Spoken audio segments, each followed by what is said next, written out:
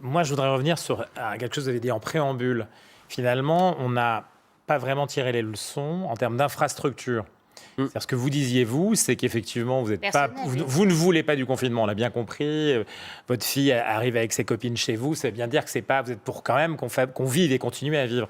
Par contre, on n'a pas finalement saisi la dangerosité d'un système qui n'était pas tout à fait prévu, anticipant ce type de virus et ce type de pandémie.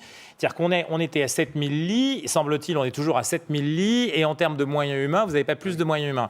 Ça, est-ce que finalement, ce n'est pas quelque chose qui est inquiétant en termes de réponse, pour le coup, administrative, publique et politique, dans un contexte où on sait très bien que de toute manière, quelles que soient les mesures, et l'étude de Stanford le montre, on aura finalement des résultats à peu près similaires. Qu'on ouvre ou qu'on ferme, on aura des pressions sur les lits, sur la réanimation, sur l'hôpital.